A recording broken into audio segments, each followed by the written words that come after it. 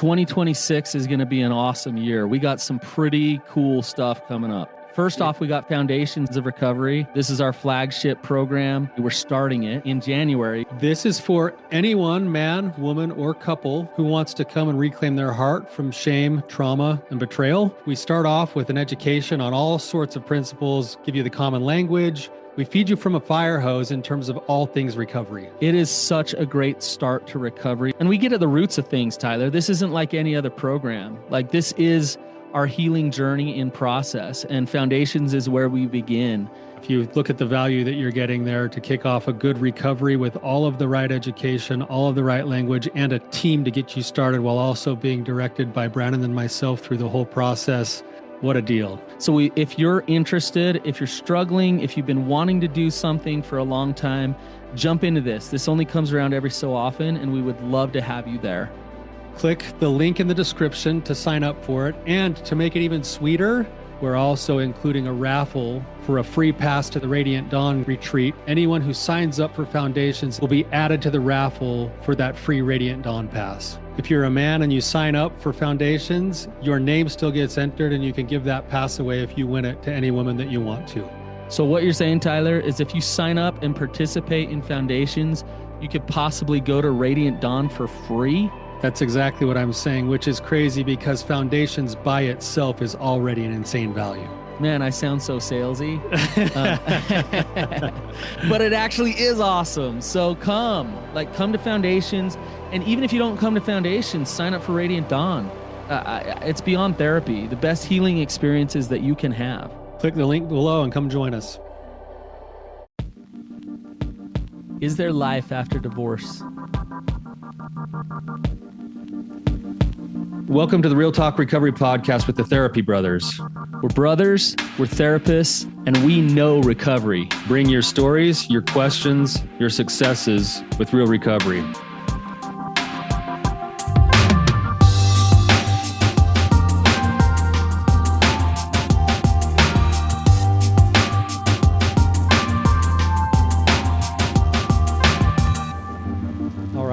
Brannon, this is a good topic, and we're actually really fortunate to have like a primo awesome guest to come on and talk with us about this today. It's a special guest, I gotta say. So Ashlynn, welcome to the show. Yes, thank you. Yeah, it's a little weird introducing you on my show. It's a little strange for me. I don't know why. Especially on when it's going to be Trade Addicted Expert, because it's Ashlynn's show.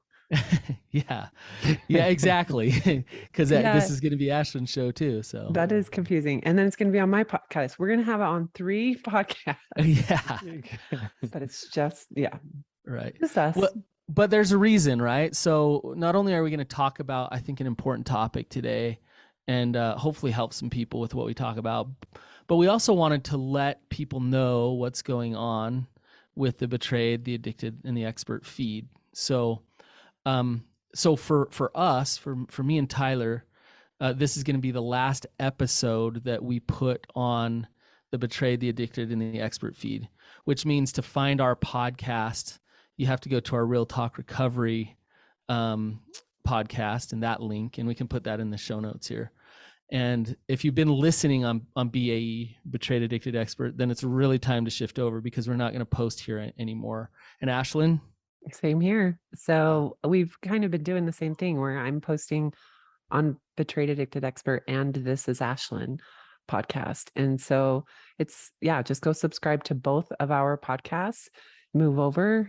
Every episode may not speak to you, but subscribing gives you the opportunity to see that continued content. And BAE will remain. We are having that situation so that it's always there as content. All of the old episodes will be there. Yes. So it doesn't disappear. It's just no new content. Yep.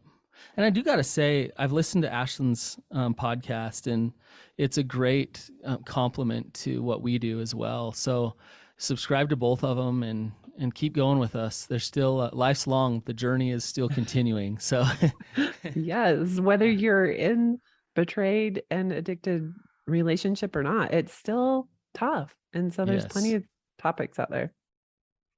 So speaking of the journey continuing, Ashlynn, I just wanted to check in with you and just kind of, it's been a while now. over a year since you've been divorced.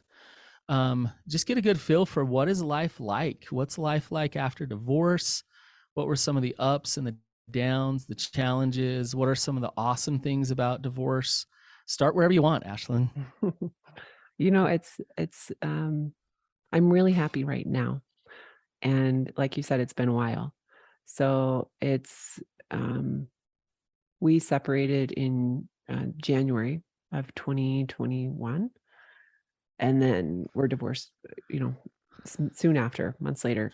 And during that time, I mean, Brannon, you saw, it was the beginnings. I was already in December, my dad, I was in a place where I was already depressed. And I didn't know it. I didn't recognize my signs of depression because I wasn't laying in bed all day. I wasn't doing what I thought depression was, what I'd seen. And my friend, Amy Kohler, she sent me a message back in December of 2020 and said, I think you're depressed and I think you should see a doctor. And some of the things you're describing sound like depression. And I was like, what? I feel like I should know. Anyways, I never went to the doctor.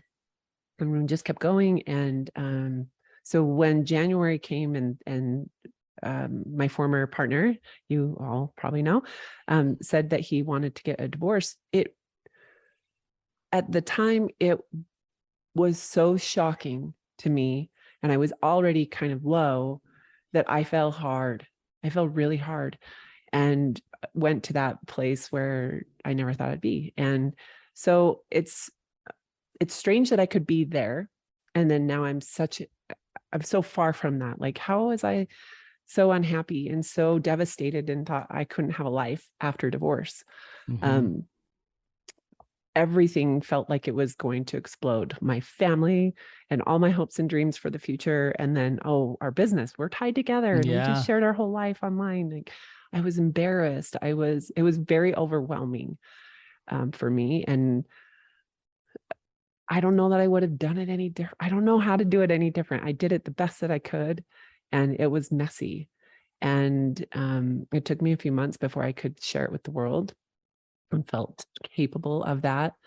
And now, almost 2 years, and like hindsight 2020 is like, I saw it coming. Right. I really did. And you go back and read my journal from 2.5 years ago, it's there. I was hurting. I felt very disconnected. But I always saw the good. I always was at making an effort. He was making his efforts. And so, as I know in the beginning when I shared, it was very much like it was another form of betrayal for me. It definitely felt like that. And now I can own that I should have seen it coming. You were in some denial yourself, is what you're saying. 100%. Yeah. It just was like, after all we've been through, this is what we're doing now. What? It made no sense to me.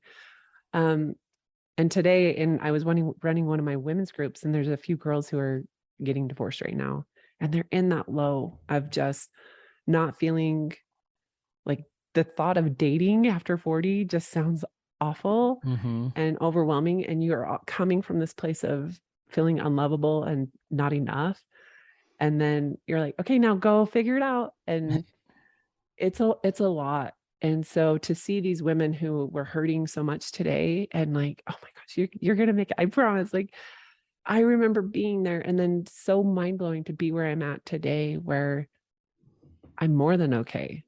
And that really does feel big for me. Yeah. Ashlynn, like, I don't know if you can even put your finger on it or vocalize it, but what are some of the tangible things that you've done or thought or changed or have happened in the last couple of years to get to the place where you are? Is it just time, or are there certain things that have been helpful in that process?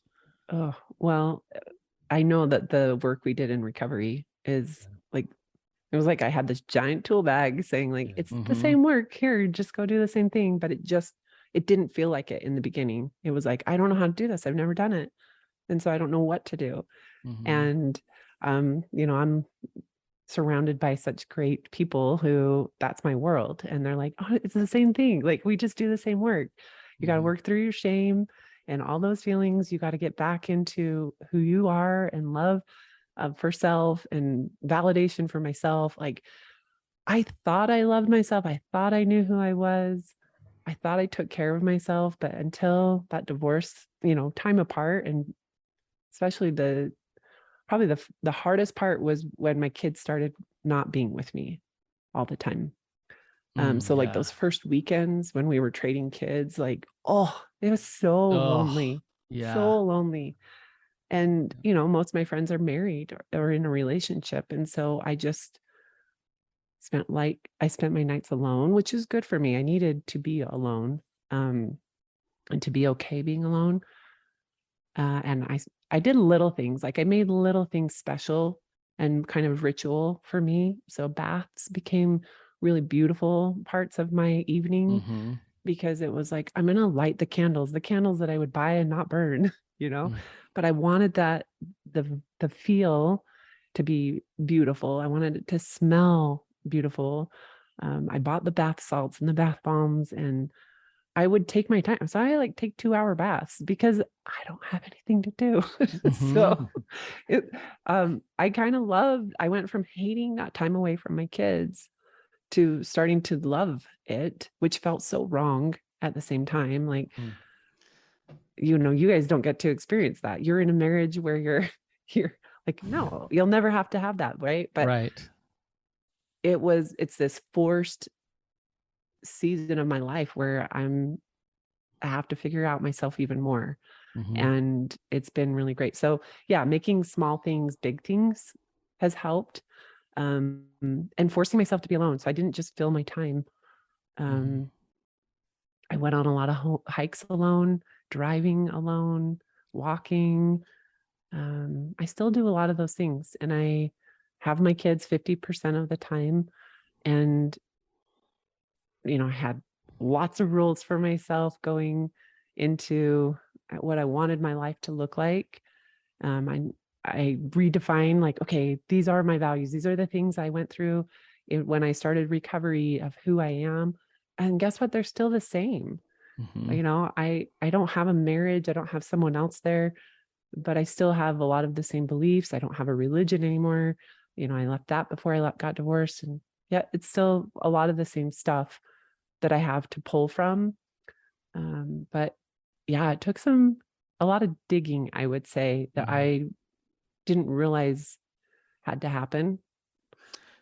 You know what's interesting, Ashlynn, from my vantage point. We were working really closely together when your dad died, and then we obviously were working really closely together when the divorce happened. And I've seen you go, I think, through two of the most painful things that a human being can experience. And I guess what I want to say is, you're doing really well now. And one of the reasons why I think you're doing so well is because I saw you in so much pain. And you were really in the pain, and it was real. And at times I could tell it almost felt overwhelming and hopeless and hard. And I really like what you're saying of just falling back on what you knew, your toolbox, to work through that pain and to take some intentional time for yourself. But there's no way around it, right? If there's a big adjustment or change in your life, is there a way to just avoid all of the pain? I did that for a long time. That's how I met you. No. No, and it's funny because I thought I learned how to feel through recovery work. And, I'd stifle, just push it down for so long. And then I go and I learn how to cry and how to express myself. And then I have these hard things happen. And it's like, no, I don't want to feel like your capacity grows, right? So my capacity for sorrow and pain just got bigger, but so is my joy, and I can't, if I want to feel both, that capacity just got bigger. And so when I fell and when I hurt big. Like big. And that's one thing I told my girls this morning in group, like, this is a group for you to come and vent and be sad and be mad. And it doesn't make sense. And it's confusing. And you're embarrassed and all these things. But then, like, that's not something I went and shared with the world. I wasn't Right. sharing it with, I have this very tight inner circle that I was sharing my pain with, and feeling crazy and trying to make sense of things. Do you remember the little pity party?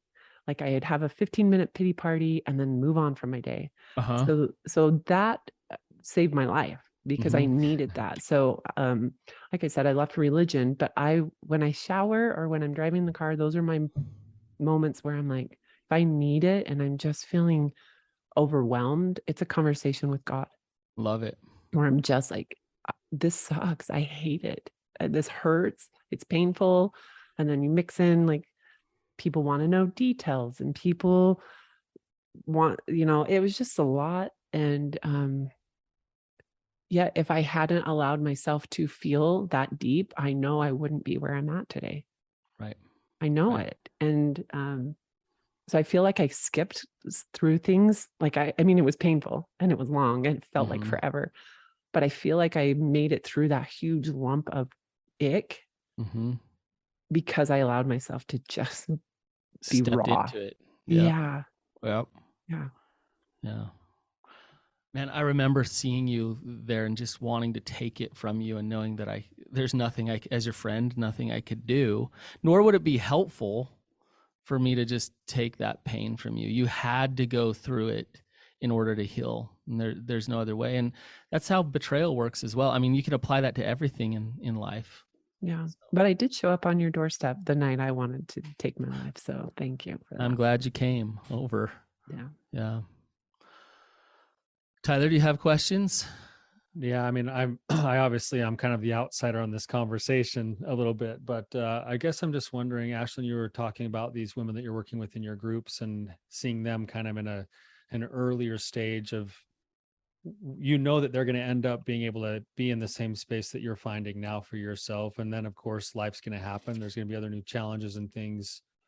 I can also imagine that some of the listeners are listening right now and saying, okay, how do you know when the divorce is the right path versus staying in a marriage, and which one's right?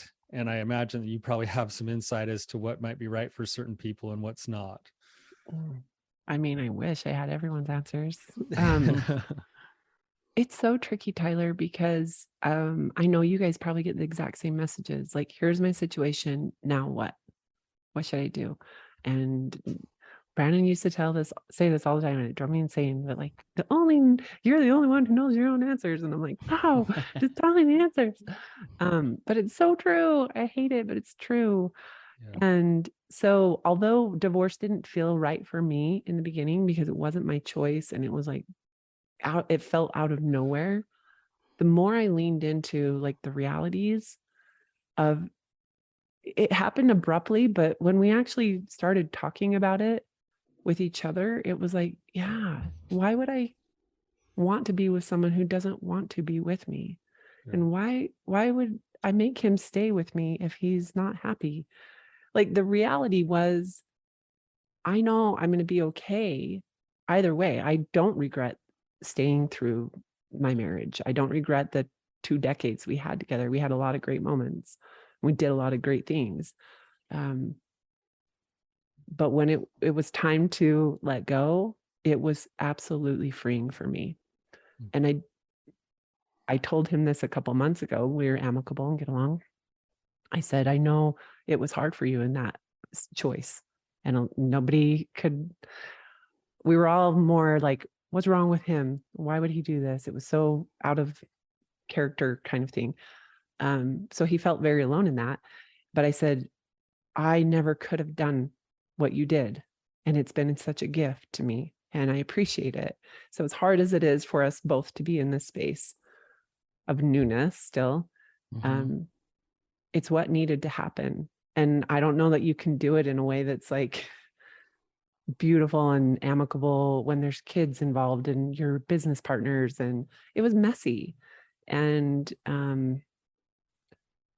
but the moment I knew like the realities, I wanted someone who wanted me. I wanted someone who we adore each other, and I didn't have walls up. Like, we both still had some walls up that I wasn't aware that there were some walls. And so I think the reality for me is there were times in my marriage those last few years where I allowed myself to sit in the idea that what if we just got divorced? What would it look like? Because I would push it away. Like, we can't do that. We've worked so hard to stay together. But when I allowed myself to just sit in the thought, at least, and give myself permission that it would be okay, it is a choice, I always felt more free to stay.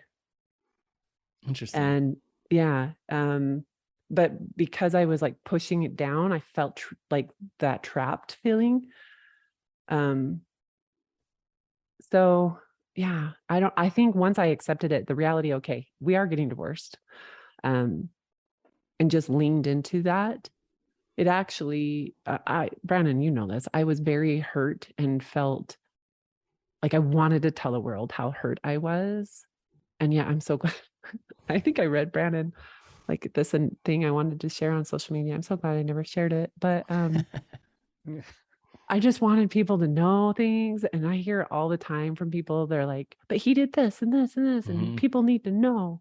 I'm like, but they don't. They actually don't. Like, right. I just, what saves me today is making my future self proud of, like, sometimes me saying nothing is me using my voice. And before, that didn't feel like it. I felt stifled, but now it feels strong. And me using my voice is me saying, here I am. This is Ashlynn. Yep. And I'm not married. And I'm okay. Yep. I just think with what you're saying, Ashlynn, it's like, it's all about being in alignment with truth. So with your integrity. And for some people that might mean I have to do the hard thing of staying in a relationship and working through a really hard relationship with somebody. And from God and in their truth and everything, it might feel like that's the right thing to do. And there's something for me to learn right now. So this is where I'm supposed to be. As long as fear isn't the driving factor to make that decision, then you can be in alignment with your truth.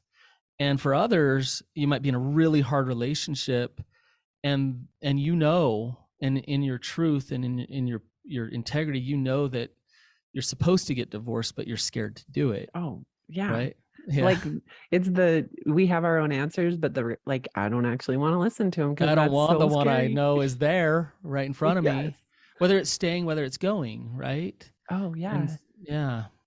And the suffering goes away once you step through the pain of the hard reality.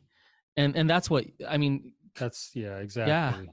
I've never felt, and I wish I could describe it better, but the part of grief, the cycle of that acceptance, I never felt it stronger than through the divorce, of like really, really accepting this is my new life.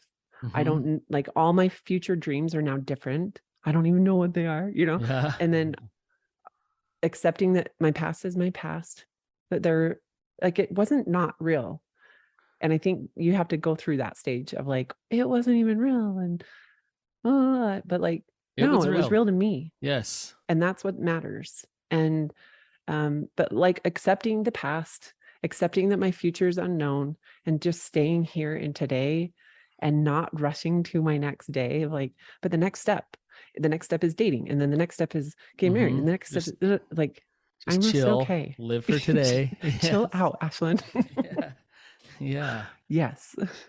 It seems that that's kind of a common theme that I mean, we're talking about life after divorce, but it could be after any kind of other type of traumatic event or something that you go through, that when, I mean, just think of the people in your life that have been through those hard things, that when they get to that place of acceptance, there really is a new sort of level of serenity in true acceptance of life in the moment. And you can almost like hear that in your voice as you're talking today, Ashlynn. It's like there really is some acceptance of that reality. And I think that's a key principle that Brannon, you've spoken, Ashlynn, you've spoken. And I think for our listeners, the way that you come to a place of knowing whether or not to stay or go is partly to get into a place of the reality of your situation. And once you're in reality, then you can make those choices. and it'll come from a place of clarity and strength and serenity. Yeah. Yeah. You're right on. And I mean, our situation was a little wonky because it was public. And so you mix in like the fact that, I mean, I got a message yesterday that said, I used to hate you because you were happy and married, and now I like you because you're divorced.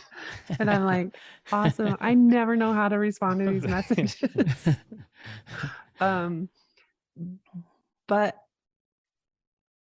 I don't know, like, no matter what I do, it's hurting someone. And so all I can do is show up for me as me.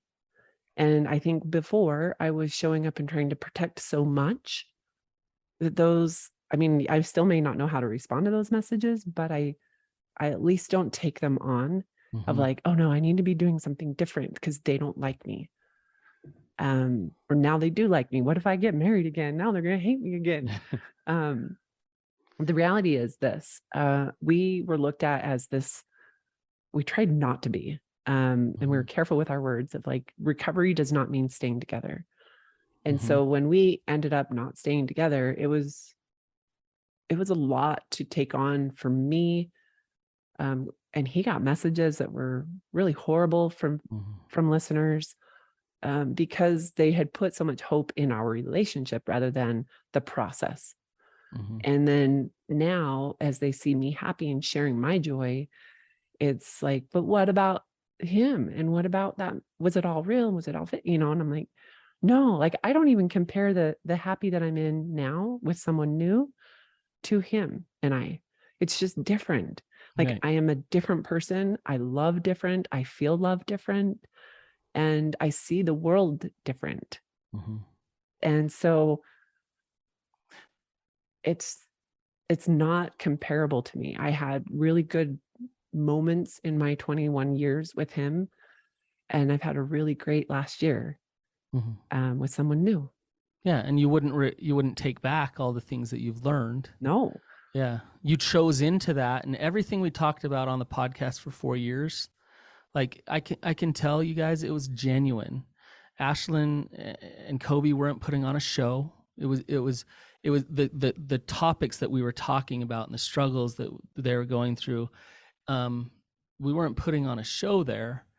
And here's the thing, Ashlynn, as you're talking, what I'm thinking about is when we talk about getting in alignment with your truth, I think one of the things that gets in the way of that more than anything is the fear of other people, of what other people think. 100%. Or, so the divorced person doesn't want you to stay married, and the married person doesn't want you to get divorced. And you know what? Screw them. When it comes to your truth and between you and God, that's the only thing that matters. Yeah. And we do care about them. We care about them, and of course, but we don't care about them when it comes to you living your decision. Truth. Yeah. I heard something, Glennon Doyle, I'm going to mess it up, but she was saying, like, when we make decisions based on the outside rather than the inside, that's when everything's shifty. Like, we're not aligned. And I know that that's where my fear was in those first, 2 months, was just fear of judgment and fear. What are people going to think? Yeah. Like, I'm going to break people's heart. I had people say, we got divorced because of you.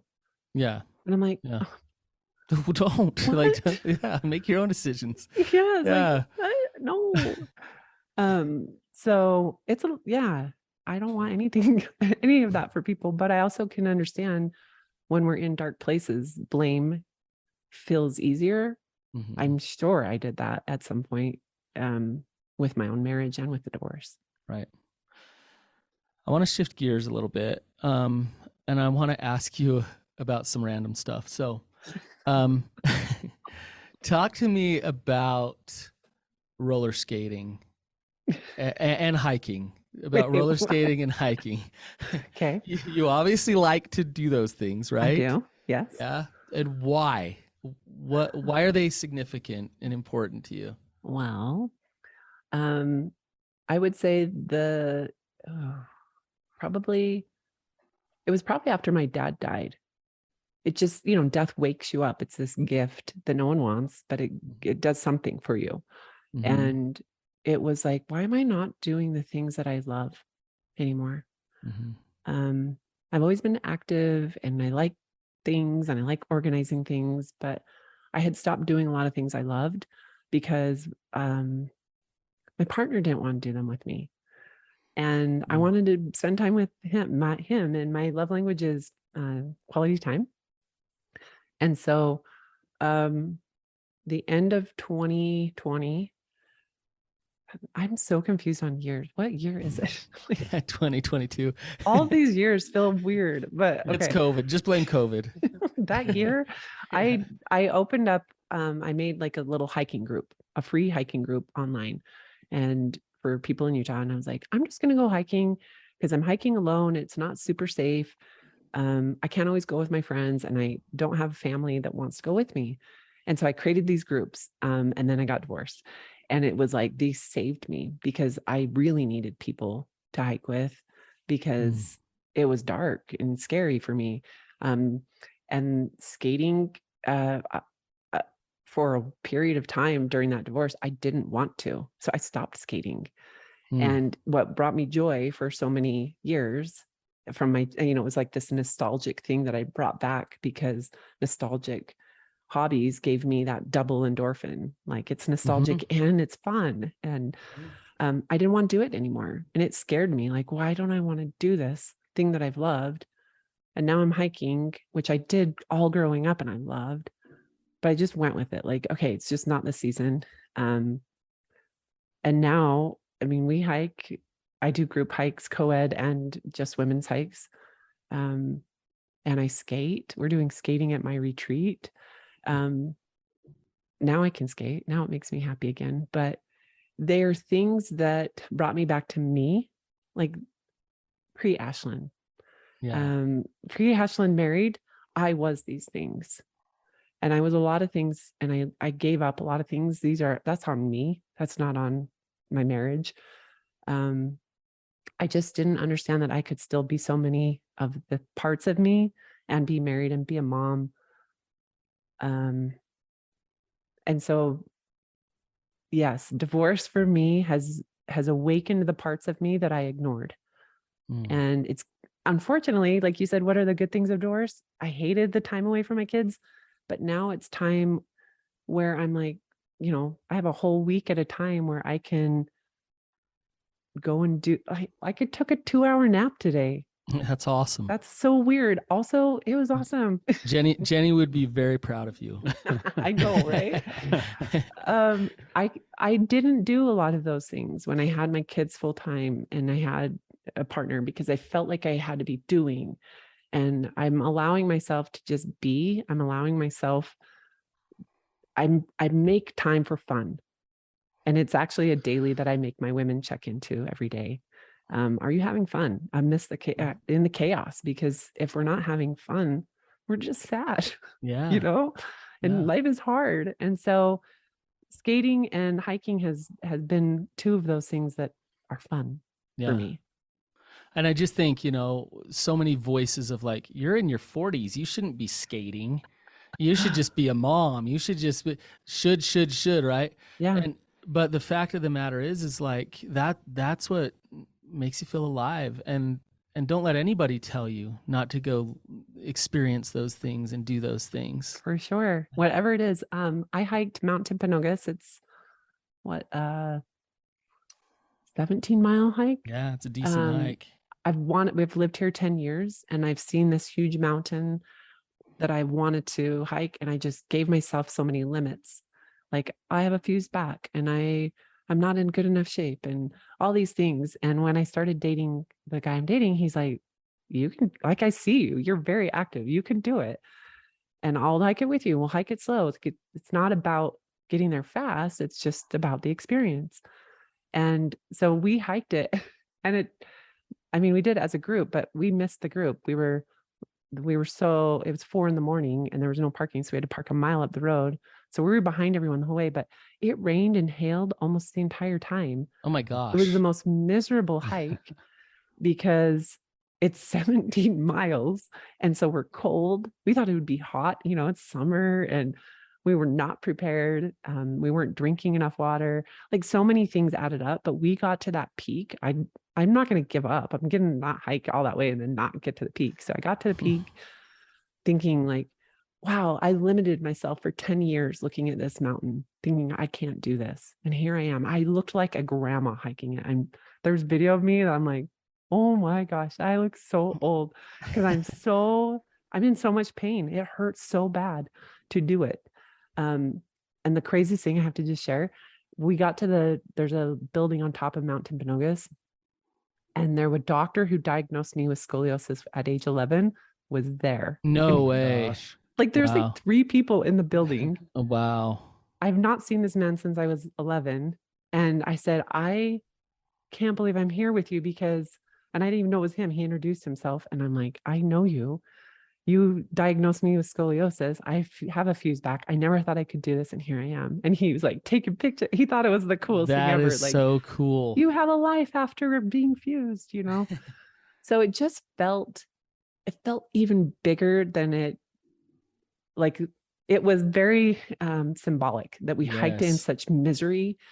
We got to the top. It was so symbolic and beautiful. And then we still had to go all the way back. And I mean, I was just bawling. I bawled like 8 different times on that hike. It was miserable, but I did it. And it brought me a lot of joy and a lot of just like, I did that thing that was so hard. I can't believe I did it. Yep. Love it. That's beautiful. It really is in and of itself. That story is almost symbolic of the emotional process you've been in. And the other thing that really stands out just from an outside perspective, hearing the story, is the principle that you tied into of not just going back to your childhood to have fun, but there's something nurturing about having participated in those things that used to bring you joy and really unlocking that what's the right word, the childhood part of you that was so alive and vibrant before life decided to smack everything down, and to awaken that sense of yourself again that's something that our listeners really need to hear as part of a wholehearted life and a wholehearted recovery, is to go on their own quest to find those parts of themselves as well. Amen. And you can do it within marriage. I am sure both of you have, of reclaiming who you maybe lost parts of you at some time. I have little pictures of little Ashlynn all over my house as just those reminders of different ages where I was told I was something and I believed it. And I carried that weird narrative for so many years, and letting go of that is absolutely healing. And so I was doing that work while married, but it just intensified because I had more time when I got divorced. Yeah, I think it could be even harder when you are married, because it's like everything else takes precedent over yourself. Oh, for sure. So we've all been there. We know how that is. But I think it's really important for anybody to stop and say, you know what, like I'm worth it. And those things are important, and I'm going to feel alive, and I'm going to do those things. Yeah. I was just thinking how amazing it is. Like for people who have maybe listened to throughout the whole journey with us, Ashlynn, and here we are doing this last episode, just how amazing it is that you're still roller skating, that you're still climbing mountains, like it's neat. It's awesome. Like that is incredible. Knowing the ups and the downs and the everything, you're not just like you just said, like, I'm going to get to the top of that mountain peak and I'm not going to quit. And that's how you approach life. And life, it comes and hits you hard sometimes, and you just keep trying to get to the top of that mountain peak. And as soon as you get to the top, you realize I got to hike down. And yes. And you think it would be easier. I was like, it's only going to hurt on the way up because the pressure on my back. But on the way down, my knee started hurting. It's never hurt ever in my life. And it's like, what is happening? That downhill's forever too on Timp. So it was like a new ailment came, and I just, all I could do was keep walking and crying. And that's luckily what I was with you got to do. You got to keep going. But you also said there was so much joy in that too. That's what's amazing is I'm walking, I'm crying, I'm hurting, I'm miserable. And yet there was so much joy. It reminds me of like what Pima Chadron says in The Places That Scare You, that basically that once we come to an acceptance that part of life is this pain and this suffering, we actually suffer less because we've just accepted it for Mm, what it is, and it's part of the journey. I love that. Yeah. Ashlynn, have you ever heard the story about the buffalo? No, tell me all about it. No, but that's what we're talking about, right? Yeah. I Just mean, turn, yeah. turn toward definitely it, step felt it. into it. Yeah, Yeah. it's beautiful. It was So a buffalo moment for sure. yeah. Well, Ashlynn, I sure appreciate you and everything we've been through, and this isn't the end for us working No. together and connected and collaborating on things. So I just appreciate having this talk with you. I think it's healing, just a little bit for me to hear from you and see your joy and how well you're doing. So I appreciate your strength. Well, thank you. Yeah. I appreciate it. The ongoing friendship, and I mean, seeing the highs and lows, and Yeah. that's what it's been. But it's, yeah, I wouldn't take any of it back. It sounds cuckoo crazy, but it's the work I did in marriage to heal my heart, and then the work alone that I did through the divorce, and now in a new relationship. Like, they're totally different ways of healing that it's made me who I am. It's given me the love for people that I have. And as weird as it sounds, I feel like life has gotten, I continue to get happier. And it's probably like you're talking about, Tyler, just like accepting that even when I do my best, things still go wrong. Yeah. And things still hurt. And so I might as well keep trying my best and showing up and choosing to, I'm creating the life I want rather than letting it happen to me. And I let it happen to me for a long time. Yep. Growth mindset. Love it. Yeah. Well, Ashlynn, would you just maybe one more time just direct people to where they can find more of your content if they're listening to it on the BAE? And then Brannon, you can kind of go with where we're going to. Okay. Yes, This Is Ashlynn. And I'm on Instagram as This Is Ashlynn, my website, and my podcast. It's all there. Awesome. And then for us, it's Real Talk Recovery. And you can, that will link you into a lot of our different things. So our retreats and our different content and things like that. So just go check out Real Talk Recovery. And that's it. So move over there, guys. Go listen to us there. Yes. Thank you, guys. Ashlynn. So good to visit with you. Yeah, you too. See you guys.